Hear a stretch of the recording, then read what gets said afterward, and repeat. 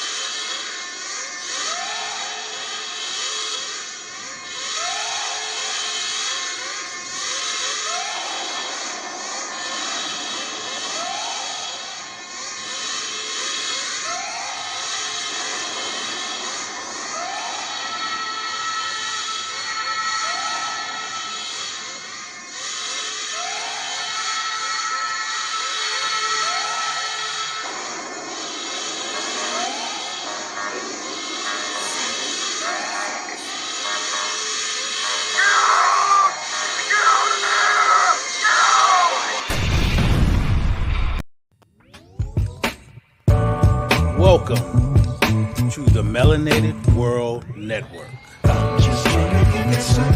produced by DM3 Entertainment. You are now tuned in to the Think Tank Podcast.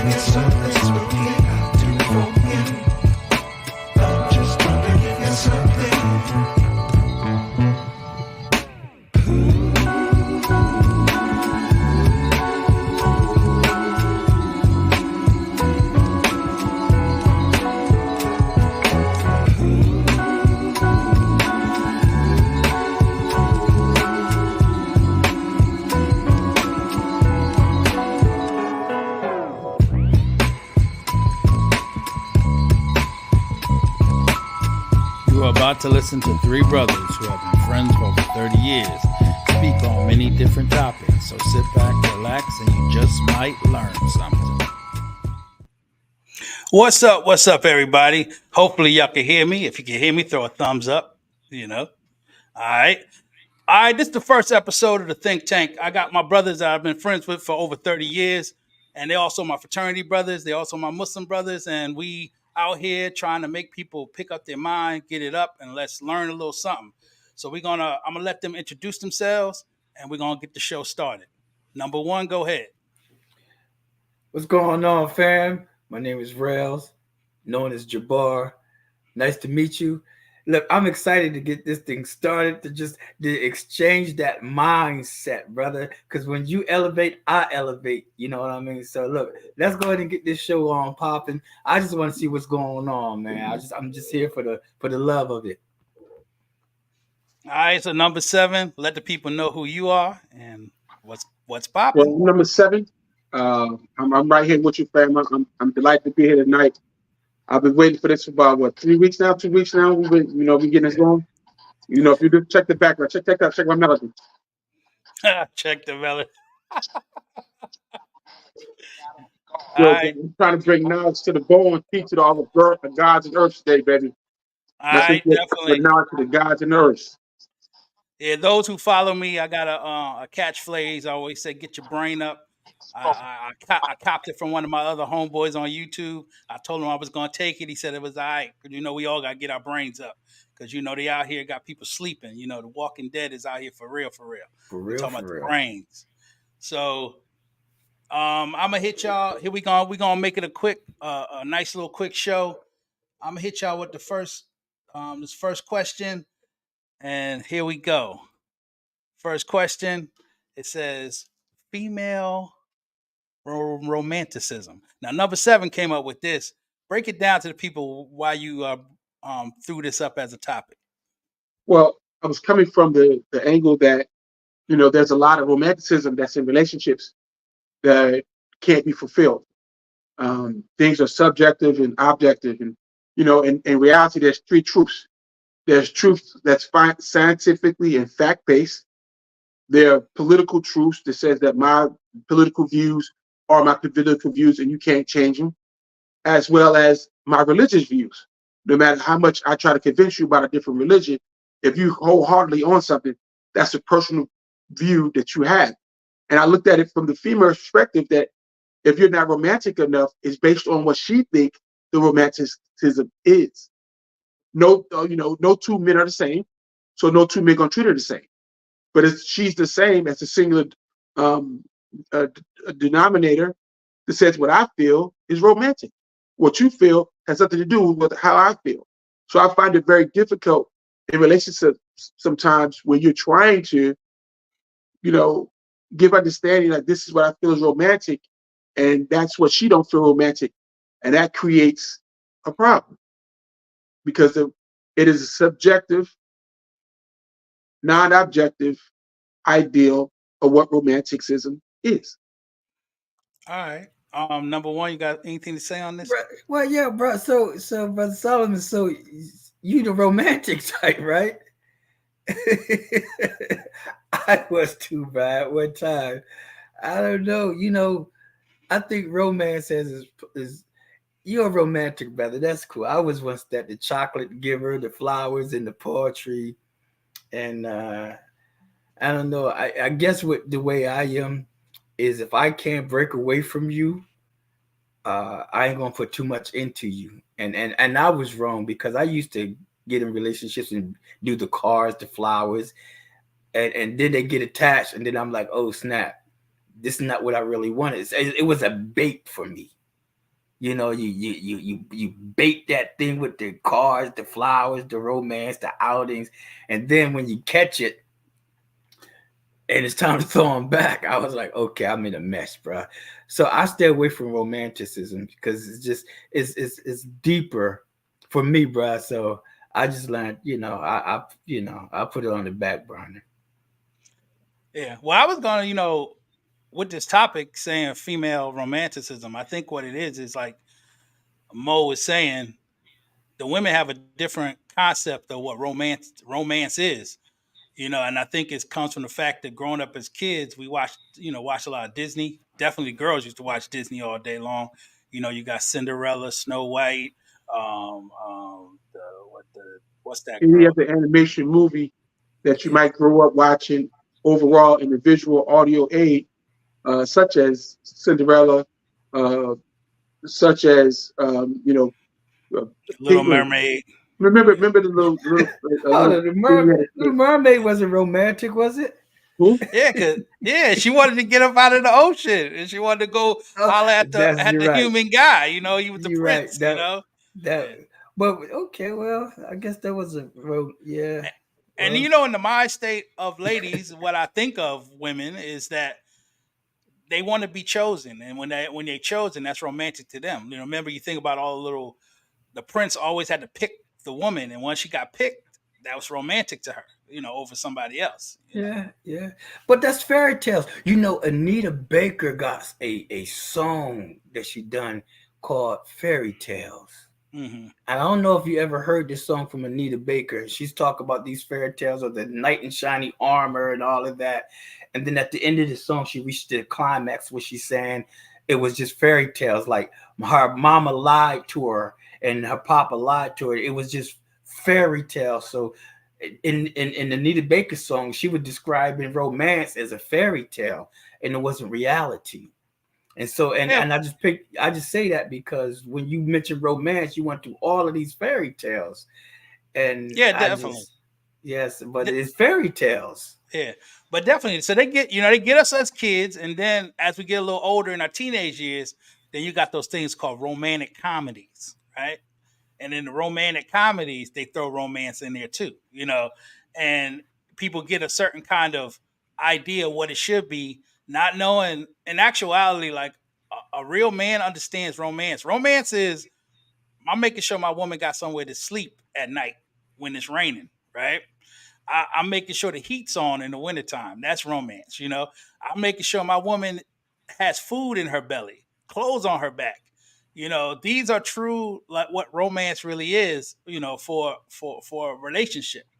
And when ladies start to kind of understand that, I think they understand that when they get older and they buy themselves, you know, then they think back and say, man, I had a lot of romantic guys. Because like you were saying earlier, Rel, when we was in college, that's what we thought. Buy flowers for a girl, getting some candy for her, take her on a picnic, all that stuff. But now none of that works because they talk about making a list about where you're supposed to take somebody out for dinner.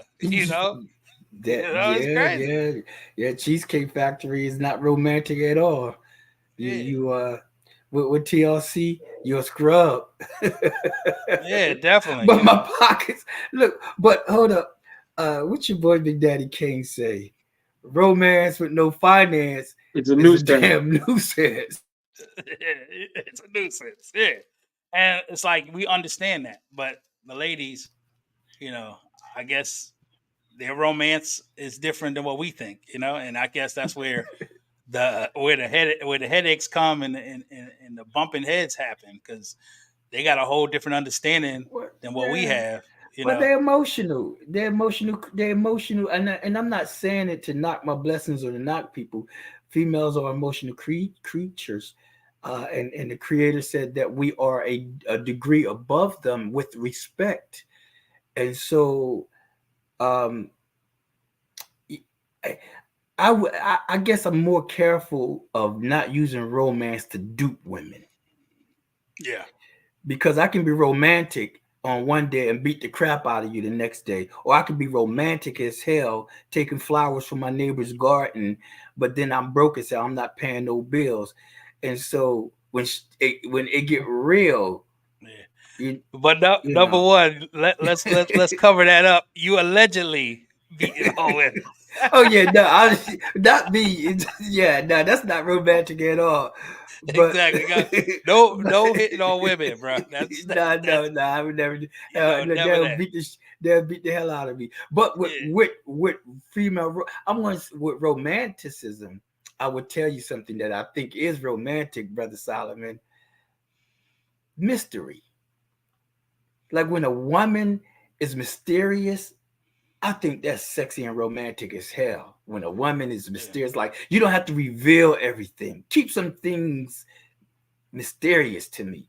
That's a huge romance. Again, we're gonna say it's individual. What you feel is romantic and what she feels or what I feel or he feels is all individual. And I think that's where we find conflict because it's, is it half full or is it half empty? We both searching for the same thing. And it all depends on who you're talking to and what space you're in. Because, nothing is universal when it comes to relationship and dating. It's different. Let's say you've been dating since you're 18 years old and you've had, let's say, I don't know, 3 girlfriends in your life, or 2 girlfriends and a wife. You couldn't treat those 3 the same. All 3 of those would have come in a different package. You had to massage each one of them differently from the way you presented your romanticism. And at some point, either one of them might have said, you know what, you're not as passionate as you used to be. You're not as romantic as you used to be. And once a person finds boredom in a relationship, they're ready to go. So how do I continuously to keep the fire burning when the fire could burn low and you're happy, fire could burn high and you're happy. There has to be an awareness of maturity at a certain phase. Say it's all a fairy tale. Some of our greatest fairy tales starts out in Hanau, Germany, in as early as the 800s and 600s. It started by 2 brothers who created the stories that was oral legends, and they would go from town to town telling fairy tales about the dragon and how he was slayed by the warrior. That was some of my early starts of fantasy, and it just creeped on forward with me. And if you lived in the '90s, you remember those romantic novels they would have with the guy with the long locks on top of a horse. They're playing and feeding in to the ideals of romanticism, and they're practicing and teaching the society what romanticism is. Because as a man, we look at that and be like, "Hi, that's what it's supposed to be. That's what we will do." And there's a woman saying, "Hey, that's what it's supposed to be. That's what you're supposed to be doing." But as we grow and nurture ourselves, how does it stand the same? Romanticism changes and shifts as we grow older. Some women might be like, the hell, the romanticism just paid the bills. That's romantic enough for me. Whereby some might say, "Hey, if I ain't going to Papa Dough, you're romantic." So do you open car doors for your woman? You open the car door? I do. That's romantic. I mean, when I can, I can, and when I can't, I can't. But when you was first dating, was you opening the car door when you was first dating, like trying to impress her or get her? Was you opening the car door? I've done that. I've done that several times, but then at the same time, some people don't think much of that. And then there's some people who do. No. Like, I mean, how many times? Some women won't appreciate that. They look at you as, some, archaic nerd or something, and it's a turn on. So, romance to some women, like, yo, if I open the car door, I may never see that woman again. That's true too. Very true. So that's romance. If so the question is, what is romance? It's not universal. It's not for everyone. I mean, we cannot put that one car door on every woman or every man, because then you got to ask the question, into today's social media environment, there's a lot of romance going on that we have no clue of what should and should not be, because all the mixed signals. If you got 8 billion people on Earth, and let's just say 4 billion of them have a cell phone, what are they being fed to every day, young and old? Right. True. Right. True. True. And I think as y'all was talking, I'm sitting down thinking that another part is very important is communication with whoever you're talking to. Because if one girl may love you opening the door, another girl might look at it as a sucker move, Sure. So, Right. so it's just all about True. Just a sucker move, yeah. Yeah. So But it the just question is, how do you find what's in her mind? How do you interpret what she got going on? How do you do that? I think that's community got to be open to talk. It's communicate. Okay, I agree with you. I don't disagree with that. But when we meet each other for the very first time at 7-Eleven, are we having those conversations, or are we having that first conversation at that first date at Papa Do's? Honestly, coming from my own aspect, I'm gonna talk to you off rip. Like once I get your phone number and we start talking, communicating on the phone, I want to learn about you before I even take you out. That's true. Very true. Very true. I think what happened, a lot of stuff been, a lot of things have been dropped in like how we do things, because people don't have the practice anymore of going out, getting phone numbers, because everybody jumps on the internet, swipes left, swipes right, swipes left, swipes right. People speaking, that's what dating is going. Yeah. So I'm glad you said the word about dating, because we're going to move on to the next topic. And the next topic, it goes like this.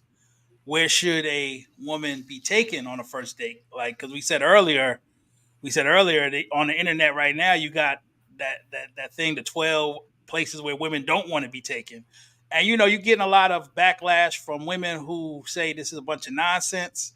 Then you're getting a lot of women who are stuck in the matrix and rocking with it, going, "Oh yeah, don't take me to Cheesecake Factory, boom, boom, boom," and stuff like that. So the question is, where should a man take a woman on a first date? I'm gonna let y'all lead off with that because I have no clue. I mean, I have no clue. No. Honestly, I'm gonna just be real with y'all. Like, I believe that coffee dates, if you're into drinking, take her to a bar.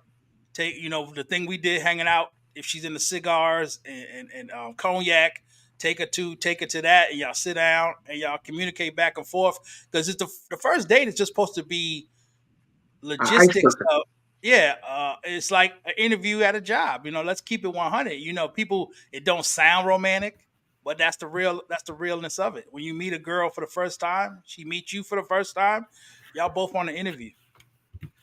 Well, you got to ask the question. As we are, as our age, we're matured enough to understand all that. But let's say that 25-year-old, is he doing that same? Has he had enough experience to know that it's an interview? What is that 25-year-old talking about? We know what we're talking about at 50, but we're at 25. What is he talking about?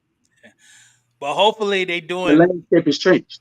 Hopefully people are listening to this podcast and to get around, because hopefully they're like we were. When we were young, we listened to our elders. We listened to older cats, and they would give us jewels about different things. And that's what we here for now in the 50s, to try to let these young men understand what they should be doing, and not letting it, brush what Jay-Z say, brush your shoulders off when it comes to like nonsense and stuff. Don't get all sensitive because a woman won't do this or won't do that, because you won't do what she wants you to do if it's outside of your financial means, Right. So Right. And you can always, always ask them where they like to be taken at. And then, and then you can gauge it from there, because if they start talking like they want to go to an expensive, place, you kind of gauge them. You're like, okay, I'm not going there. You ain't telling her that, but you have made a decision, based on where she want to go at. You kind of got some information on her mindset, and you can make a decision to, hit the nearest exit or to continue. So asking them where they want to go at, and you kind of get a gauge on their mindset and their maturity and their whole vibe, But if they say, I'm open, take me where you want me to, I think that's, they can't complain if you say, okay, I know this nice jazz spot or the nice cigar lounge, we're going to go there. And then, so we go from there, we'll go after that, because you're just trying to get to know a person. Yeah, definitely. So asking a question, Moga, I know you don't really do the whole dating thing. Like, what do you do when you run across a female that you want to talk to? Like, what do you do? I mean, I'm old school. I'm saying hello. I mean, how you doing? I mean, I will subject to the ideology that if you see a beautiful woman and you don't say hello, something might be wrong with you. Mm-hmm. And then, beauty's in the eye of the beholder. What I might think is beautiful, you might not. But if I see it, I might want to say hi. You might be like, man, you say hi to that? So, it's individual. But I mean, every woman is beautiful in their own right, no matter what society say that they should be. But every woman is a beautiful woman. Because sometimes at our age, we have to take off the mask of what's outside and try to look at what's on the inside. I get you on that, because I'm gonna tell you, I was just early before talking to y'all, I was listening to Lily James. She's a singer, and just the way she sound make me attracted to her. Just her voice, I just be like, oh, she sound good, So that's yeah, and I said my part earlier, mystery, just enough. Not to reveal too much. That even when we, engage in a conversation, just enough to, keep me wanting to. It's funny you might say that, right? Because if you watch some of the young ladies now and older ladies, I find there's two segments: young and angry, old and angry. Young and angry for no reason, old and angry for all the wrong reasons. Because we have to adapt who we are based on where we've been. So if you got a young lady, young and angry, it's probably because she was nurtured by the old and angry. Mm-hmm. From whatever missteps that she might have had and encountered in life, she's learning like Mama Bear, and the baby bear is learning through visual of what my mom went through and what I ain't gonna go through, and I ain't gonna let no man put me through. So now, Man, so they're man haters. I'm not gonna say man haters, but life can change you. Your life experiences can set you in a bad or a good position. You know, self-help is really good. Self-reflection is even better, but loving yourself is the most. You know, there's True. some people who look in the mirror and hate what they see.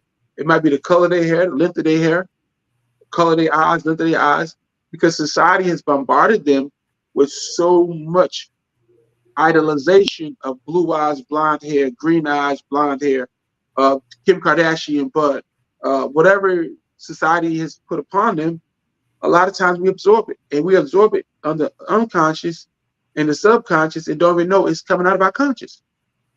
That's a fact. What realm are you living in? You're living in a world that, you know, by the time you get 50, you don't have 2 or 3 good dates, and you've been married for any extended period of time, and you might have a child or 2. I mean, there's some people out there who don't, but for the most part, on average, that's where we at. So now I'm 50. I've been married for the last, I don't know, 20, 25 years, and it's not. We're not going to die together because we done fought enough that we got to break apart. And what did my daughter see about that? What did my son learn from that? You know, what did we learn? I mean, then when you get married early, you don't even know who you are, trying to develop who you with somebody who's trying to develop who they. So now you're in conflict because you're both growing together, and what happens? You outgrow each other. Yeah. But you know, that part where you just said outgrow, I think what happens is, I say from our generation to now, they don't have like our grandparents have, where you don't outgrow somebody because you made a commitment to each other. You know, if whatever religion you follow, you know, Christian, Muslim, Jewish, you made a bond between yourself, that person, and God, right? So people understood that even though we go through headaches, we go through bumps and bruises, we're supposed to ride this thing out together, you know, and I think that's one of the things that's Well, lost today. the thing with that is this: there is no one teaching no man or woman how to be a husband or a wife. There's no book on it. There's no rules on it. There's no laws on it. It's all trial and error. And you're trying to duplicate your grandparents. You're trying to duplicate your parents, but you just might have made a bad decision with a bad guy or a bad girl, and the only safe space for you mentally and emotionally is to walk away, because you got to ask yourself, like, what have I done for me lately? You know, did anybody ever teach you growing up to love yourself? Did we teach our kids to love themselves? At what point do you capture that level of maturity where you can say, I love you just the way you are?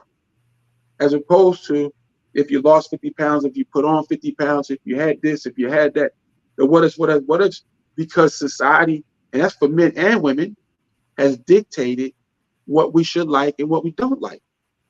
You know, I like thin girls, I like tall girls. Well, hey, you told me you like thin, tall girls, but this girl is chubbier. Well, now the new flavor is what you like, whatever that flavor might be. You know, I mean, so you got, you know, different ideals in 2 heads. You know, in Spanish, it's en qué mundo vives, which in translation is, in what world do you live? You live in with this person 1, 2, 10, 15 years, and you guys can't see the same, and you're the same age. Because romantically, this is how I want to be, and romantically, this is how I want to be. And how do we get that person to get what we want if we don't verbalize it? Sometimes you got to look at it like, you know, you're like being being Denzel Washington as the main star of the show, but your co-star don't know the lines. The co-star don't know what are we trying to, you know, get across in this visual of this movie. And if you put that to reality, because it's often said, art imitates life. So when you're watching TV, you're trying to imitate in life, but it's not true because you don't know that person's lines. If there was a book, like let's say we all are culinary majors, we all know it's kind of common practice to put a pinch of salt in your boiling water when you boil your pasta, right? That's universal around the world. You can go do that. Yeah. We know about baking. It's a science You know, we know about cooking. It's an art. You know, if you put sugar or you put baking powder, not baking soda, that cake in the end product is off because you follow the recipe and every time it will come out the same. Life is not like that. Life is not a place where we all speak the same language. You know, there's a book about the love languages, but the question is, what love language is yours? Yeah. Well, my language might not be in that book that I just read. I might like this or like that. So you're constantly dealing with the dark forces of what he like, what she like, to try and make something of what we have here. Yeah, I agree with you, bro. What they say, if loving you is wrong, I don't want to be right. That's a language. But you know, one thing you said something that I grabbed a hold of that I really appreciate you saying, is you said that if you loving yourself, you don't have time to hate somebody. That's very profound. If you spending your time loving yourself and not denying yourself, then there's no time for jealousy in others. You know, but to try to envy a person, which is, I'm thinking, is the opposite of loving yourself, because if you're envying a person, you wish to be like them or wish their downfall. So you're not loving yourself, because the Creator has put on us different assignments. But that thing called love, you know, I've come to understand love, and I've grew. It's not romance. It's not flowers. It's not chocolate. You know, when you put your Creator first, that's love. Because when I was a child, I used to want to do things for a woman, but as I growed up with the Creator would say, "Don't do that," and I'm thinking that's romantic. God would say, "Don't do that." So now I'm connected with God. You know how how the hierarchy flows: God, Christ, man, woman, all that flows. So when you put that in line, when you literally say, "I'm going to be obedient to the Creator," and the Creator say, "Now don't take her to Cracker Barrel, don't take her here, take her home," and it's no longer romantic now. But if you're being obedient to the Creator and you loving the Creator, now you're loving this. Hold up, you're loving this woman the way she's supposed to be loved. Because if that woman has never knew herself, how can she possibly know what love is? How can she know? You can't really gauge love until you know yourself. Everything else is a pity party. Because when you love yourself, you give you what you need, not what you want. So there's a lot of misfortune people who want the love, but you don't know yourself, and you do love yourself. But when you connect with the Creator, whether you call him Allah, whoever, the one God, once you connect with them and he starts telling you yourself, you start loving yourself differently, and you start loving people differently. You don't give your pearls to the swine, even though you may want to do that. I agree. Yeah. I agree. Yeah. Well, I'm glad that you went into the Most High, talked about, a concept of understanding that there's a one Creator greater than you, and those who believe religiously or spiritually, they know that something's above you. You definitely make different type of moves. And with that being said, this next question, which will be the last one for this show, because we just getting our feet wet, people. And as we get more and more comfortable, the shows will get longer. And when we start getting, people want to talk, we'll charm you in and you can speak to the panel. But on this last question, it's this right here. Is a married woman's body truly hers? And the reason I brung that up is because during the week, all this week, there's a basketball player, ex-basketball player by the name of I think his name was Joe Smith, I think his last name is. I'm not sure. Yep. Joe Smith played in Atlanta forever. Okay. Now, Joe was married to his wife, and everybody, I think y'all seen this clip. He was married to his wife, but the money wasn't flowing like when he was in the NBA. So the wife was like, well, hey, I'm going to jump on OnlyFans, make a little extra paper so I could do what I got to do. Now, Joe didn't like that. Joe was like, why my wife up on OnlyFans showing whatever she's showing to some other dude that's not her husband. And her response was, one, we don't got enough money. So I was trying to help us out, make some paper, make sure everything is moving. And second, she said, my body, my choice. So I go and immediately in my mind, I'm going, this is something that the ladies got to be realizing. Like, why do y'all quick to say that every time that your body, your choice? Because see, me being Muslim, and I think Christians also understand this, that our body is not ours. Our body belongs to the Creator. Because without Him, we wouldn't even have a body. So I think like people should start thinking, well, ladies should start thinking like that and stop thinking that the woke society be like, oh, it's your body. No, first and Well, foremost, it's God's body. Go ahead. why do we have to go to OnlyFans? Why don't we just downsize? Instead of living in the Why don't we 10,000 just square foot house, What'd you say? let's live in the 5,000 Downsize? square foot house. Instead of having a whole You room, mean let's go get I a got you. Cadillac or something. Downsize the house, not the guy, right? Downsize the house, downsize the manicures, the hair, the nails. Stop. Just downsize our money down to the ability to what we can pay and can't pay. Why won't you go to OnlyFans first?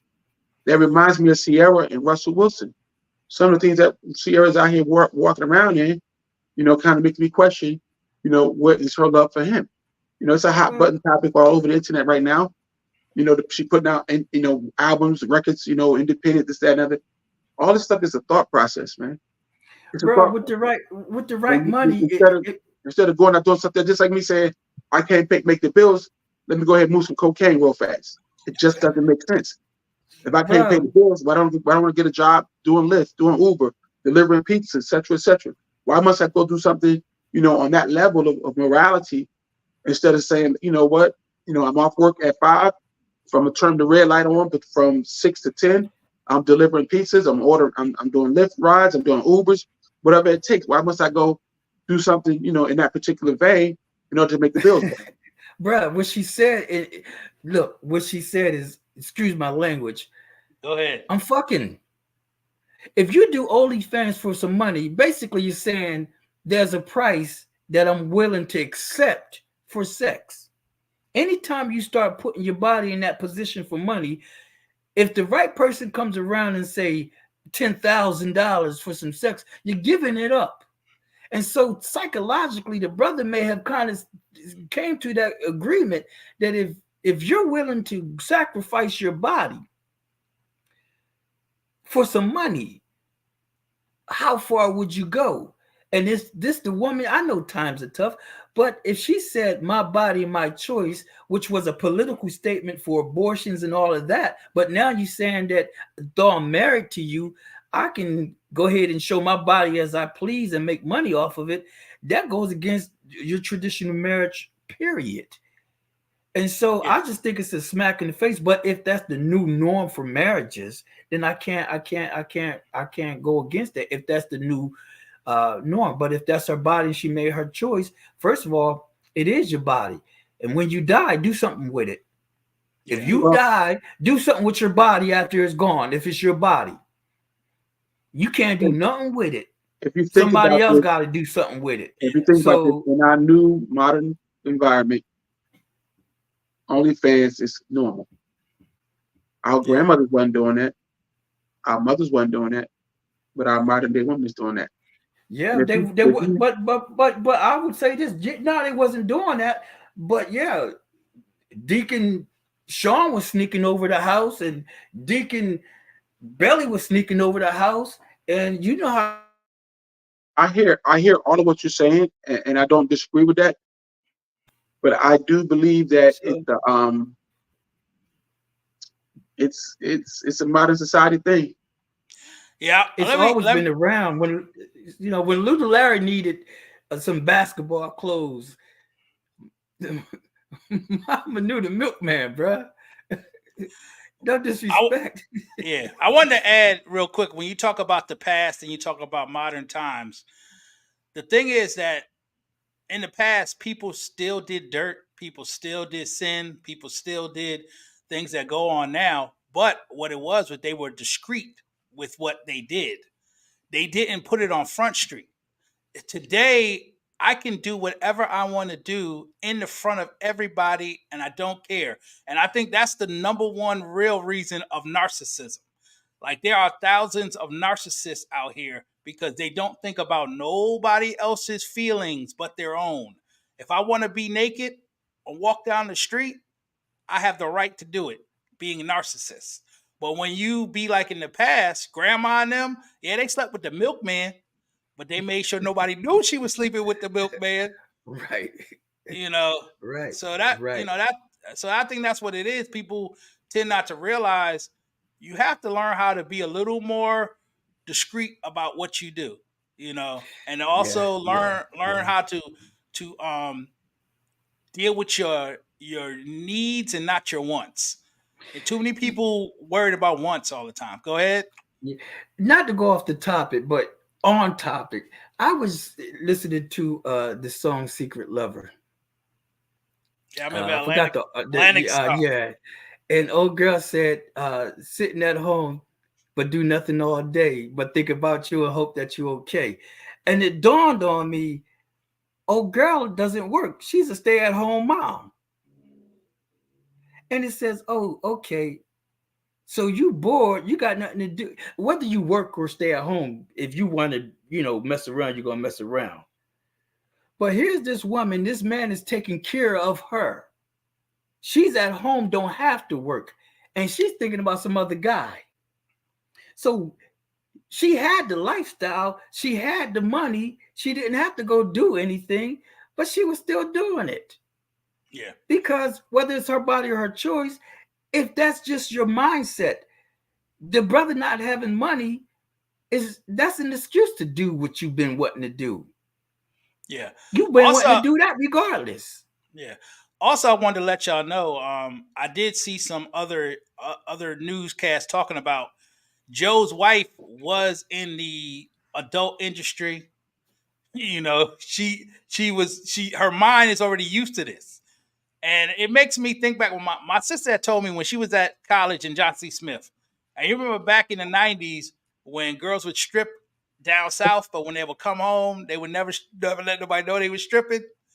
So my sister was like, what it is, strippers, they used to be naked. So when they put some clothes on, they think they put something on, but they're actually still naked because they're so used to being naked. So I put this together by saying her mind was already in pornography. Her mind was already sell my body for money. So it was easy for her to say, oh, I'm gonna jump on OnlyFans and I'm not gonna do what I used to do, but I'm still gonna do something. I might show a little You went cleavage. back to knowing what she know. Yeah. That's all it is. Yeah. When you meet a person, you're drinking the poison of every other man that has been there already. Vice versa. When a woman meet us, she's drinking the poison of every woman prior to her. If you meet a woman in certain industries, she already settled in her mind with what she will and will not do. There are some women who will never take their clothes off, and there's some women who will. I posed the question, what's the difference between the barmaid and the stripper? And the answer is one day. One day that barmaid is going to look at that stripper saying, damn, she took home $1,000 and I took 100. I took home 100 in tips. I need to be over there, not over here. Mm-hmm. You see, so it's a very difficult place to play in when it comes to the mind, because we all been poisoned by our past. So when our wife suggests things that is way out of the pocket that you thought you brought her from, and she's still going back to what she know, and that's in the industry. Yeah, it's slippery slope. You know what I'm saying? It is. It very is slippery slope. It's similar to because it remind me of, from a man's side of point of view, it's like a brother who was always watching pornography all the time, like every day, all day. He gets married, tells his wife, "Okay, I won't look at it no more. I promise." So them two start having relations. The thing is good, but then the years go by. She stopped having relations. What happens? He goes back to what he used to do. Well, sometimes, in those particular, like you take what's his name, the pastor. Yeah. Oh my God. Which one? Which one? Kirk, Kirk, Kirk, Kurt Franklin. Kirk All Franklin. right. Yeah. He had a strong liking for pornography. He did. And He did. when you had a strong liking for pornography, you will begin to think that your wife is that porn star, Mhm. and you want her to do things that porn star was doing. So it poisons the mind to believe that it's real when it's only art. Yeah. It's only art. And then I'm gonna tell you, the mind is a powerful thing. People don't understand the mind is like a muscle, and if the mind is doing something on a constant basis, it's like if you work out, right? And you can lift 300, 150 ain't nothing to you, right? It's called So you can, mastery. Mastery. yeah. So it's the same thing with the porn. With the porn, when your mind, if you constantly seeing all this craziness going on, your mind is like, I need more weights, man. I need more on my plate. Yo, this is not Yeah. enough. Exactly. You know, Right. but, Right. yeah. Exactly. You But can if never you- feed. Yeah, you can never Never get feed enough. lust. Yeah, it's Yeah. you know, well, yeah, it's all it's never enough. More, you know, more. Yeah, that's why I say going back to the slippery slope. Just stay away from that slope, man. You start sliding, you can't stop. You know, and then you end up messing up your whole situation. You know. I agree. So- I agree. So what I like, you know, the next topic, next program, God willing, I like my topic to be, as for a woman, would you rather have your man in pornography, or would you rather have your man dating another woman? And you have to choose one. So would you rather have, this is what I'm proposing, that I like my question to be next week or next time we do this. Women, would you rather have your man on pornography, or would you rather have him with another woman? And y'all still together, of course. All right. Well, you know, in today's environment, as well as environments around the world, because if we look at the history of things, you know, and with the ancient Romans and the Greeks, I mean, a lot of this have been going on for years, thousands of years. It ain't new to us. I mean, it ain't new to society. It's only new to us because we're not familiar with it. But in the Greeks and the Romans, we all know how they got down. I mean, let's talk about all the different Caligula or Nero, all these great emperors and Roman, whoever they was. That was a lifestyle for them. It was kind of normal.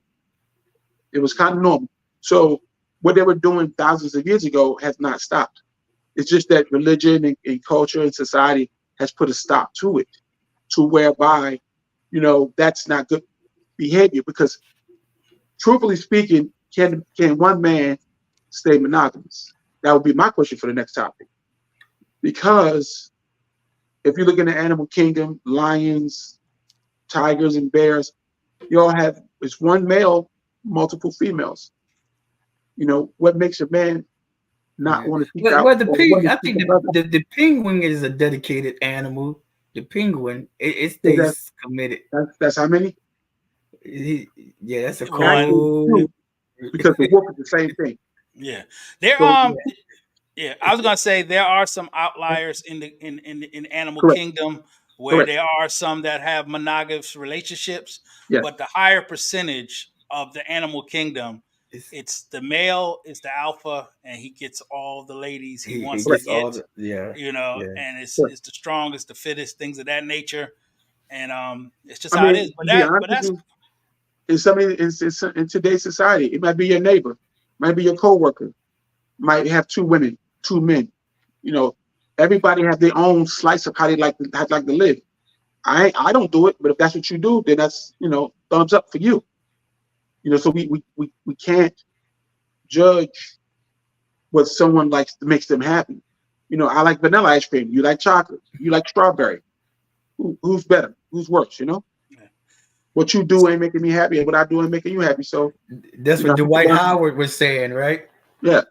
That's another story. That's a whole other topic by itself. Dwight Howard says that's how he. Yeah. But definitely, I want to say, first of all, I'd like to thank everybody who came in, peeked in, and watched us a little bit. You know, I can see the numbers. People come in, like we got one person right now watching us. And I appreciate you for watching us. And we're just gonna get bigger and better with all the topics we talk about. Today was the first episode, and we stepped our little toe in a little bit here and there. And like the brother said, we're gonna talk about all type of things. So keep watching us, keep checking us out, and We'll be back. yeah, definitely. Can they Hit call us up. in? Can that one person call in? I like to. Who's that one person? Can they call in? Are they vulnerable enough to call in? If they wanted to, you know, like I've just figured Yeah, this first call time in. we just gonna Nah, I want- yeah, we who wanna is see it? if the Who's the person brave soul? Yeah, tell them call in. Call in. We'll Now- let you in. Well, now I they're gone now. So I scared them off. My bad. My Possibility. bad, bro. But no problem. But like I said, we gotta as we get bigger, numbers will get better, and we'll get there. But like I said, I'd like to thank everybody for coming through.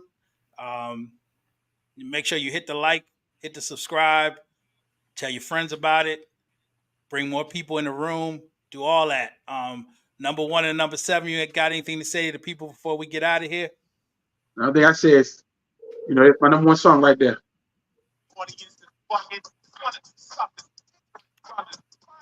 Self-destruction. Stop the violence. All right. Until Can't next hit week. you. No, Namaste. definitely. All Number one. Yo, believe, be strong, and be above the rest. Be you. All right. With that, I'm going to leave you until next week. Can you dig it? Can you dig it?